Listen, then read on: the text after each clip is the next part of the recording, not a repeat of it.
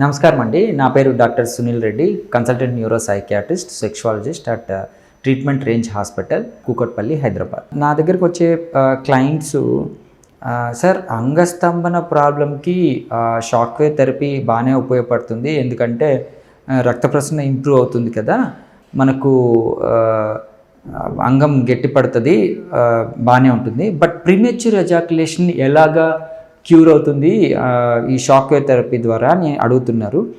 Not only premature ejaculation and erection dysfunction అండి, sexual dysfunction ఓవరాల్గా మెన్లో అంగస్తంభన problems అంటే నరాల బలహీనత కావచ్చు, శీఘ్రస్ఖలనము ప్రిమెచ్యూర్ ఎజాక్యులేషన్ కావచ్చు, పర్ఫార్మెన్స్ యాంగ్జైటీ అంటే ఆందోళనలో సెక్స్ చేయడం కావచ్చు, ఇవన్నీ కూడా ఈ షాక్ వేవ్ థెరపీ ద్వారా మనం క్లియర్ చేసుకోవచ్చు.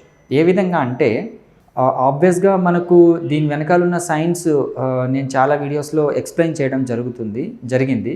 లైక్ ఈ షాక్ వేవ్ ద్వారా మనము పర్టికులర్ హెడ్జెస్లో అంగానికి డైరెక్ట్గా షాక్ ఇవ్వడం ద్వారా, అంటే అంగంలోనికి ఈ సౌండ్ వేవ్స్ని చొప్పించడం ద్వారా అంగంలోని కలజానం యాక్టివేట్ అయ్యి నియోవాస్కులరైజేషన్ కొత్త రక్త కణాలు ఏర్పడి హోల్డింగ్ కెపాసిటీ పెరిగి అంగం కొద్దిసేపు ఆ పటుత్వాన్ని కొనసాగించడం ద్వారా ఎరెక్షన్ డిస్ఫంక్షన్ తగ్గుతుంది. ఈ ప్రిమెచ్యూర్ ఎజాక్యులేషన్ ఏంటి అంటే, ఎప్పుడైతే ఎరెక్షన్ డిస్ఫంక్షన్ కొద్దిగా తగ్గి హోల్డింగ్ కెపాసిటీ పెరుగుతుందో, అంటే ఎక్కువసేపు అంగాన్ని గట్టిగా రిజిడ్గా ఉండటం ద్వారా ఈ ప్రిమెచ్యూర్ ఎజాక్యులేషన్ కూడా క్లియర్ అవుతుంది. సో ఆబ్వియస్గా ఈ ప్రిమెచ్యూర్ ఎజాక్యులేషన్కి మనకు కొన్ని టెక్నిక్స్ తెలుస్తాయి, like stop and go methods అని. అంగం స్తంభించిన తర్వాత అంగం కింద భాగంలో కొద్దిగా పట్టుకోవడం, కొద్దిసేపు వెంటనే రాపిడికి గురి చేయకుండా, వెంటనే అంగాన్ని కాయిటస్కి గురి చేయకుండా ఇలాగా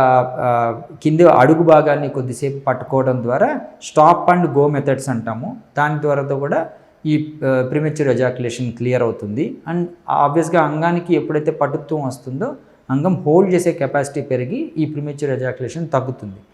అండ్ మానసికంగా మనం డైరెక్ట్గా అంగానికి ఈ షాక్ వేవ్ ఇవ్వడం ద్వారా ఏమవుతుంది అంటే, అతనిలో ఈ బిడియం కానీ ఈ సెక్షువల్ ఫీలింగ్స్ వెరీ సెన్సిటివ్నెస్ కానీ తగ్గి ఈ పర్ఫార్మెన్స్ యాంగ్జైటీ కూడా ఇండైరెక్ట్గా ఎఫెక్ట్ నుంచి తగ్గుతుంది.